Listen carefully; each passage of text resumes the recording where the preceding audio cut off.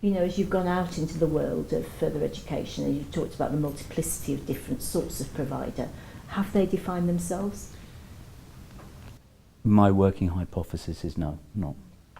I mean, I have done enough, I think, thus far in terms of personal knowledge and actually just desk research, looking at things like the mission statement or purpose statement on college websites, for instance, or even just talking to college and working inside colleges.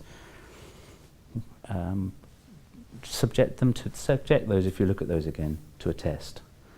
A guy called Rumout in the US, the leading thinker at UCLA, has evaluated strategies by saying that one of the ways you can judge a strategy is that a good strategy tells you as much about what you won't do as what you will do, and therefore provides you with focus and distinctiveness. If you look at most college mission statements, and or I have to say a number of private training providers and or others, they're so open-ended. Is that not because they're part of the adaptive layer?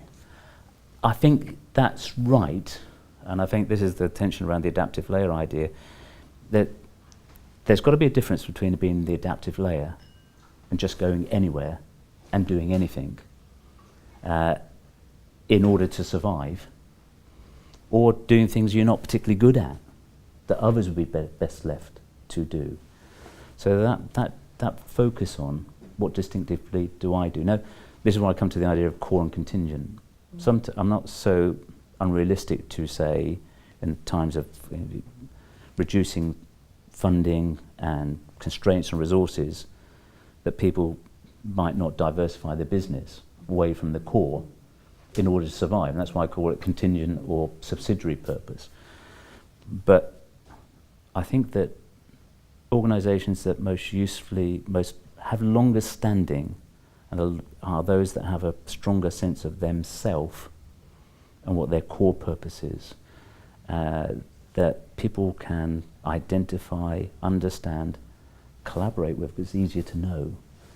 And sometimes they'll take on contingent purpose because nobody else can do it as well as they might do locally, or there's an opportunity to generate resources or funding to support the core purpose.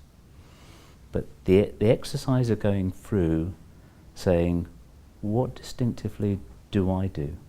What do I do best? Who do I do it for?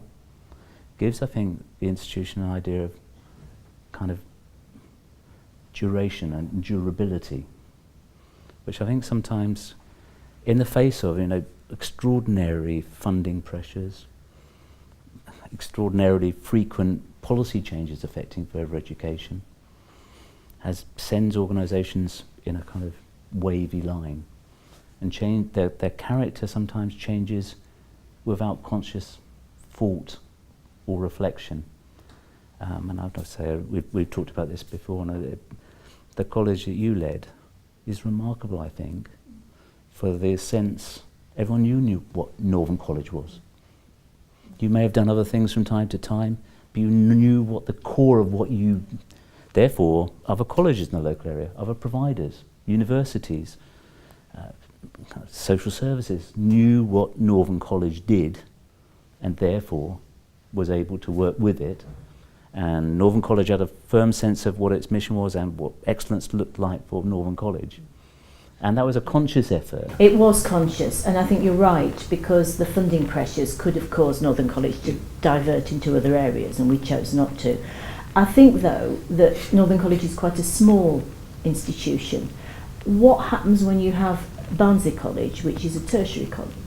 So the core purpose could be to educate young people to A-level, or it could be technical and professional, or it could be adult returners. And looking at some of the huge merged London colleges, wouldn't they have a similar issue? Whereas a small college like Northern College, or a private training provider that had just one focus, for example, training young people to become hairdressers, it's a different beast, isn't it, in terms of how you define things? I think it is a different beast, but I would say that integral and critical to the success of mergers, even those very large, much larger entities now, is going through that exercise of saying, why are we getting bigger? Who do we serve? What do we provide?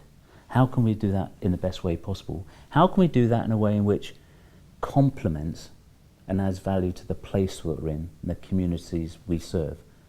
Now that might change over time, but my argument I think might be, Joel, that it changes in colleges too frequently. And it most often, then having changed, what it changes, then it gets almost stay behinds.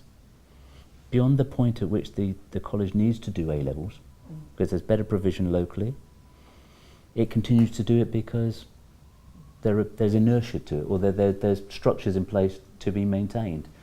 When the need then becomes technical and professional education or something distinctive, That so leads really onto the... they're just trying to add that to the mix rather than thinking through what is Focus on it. foking about what we do.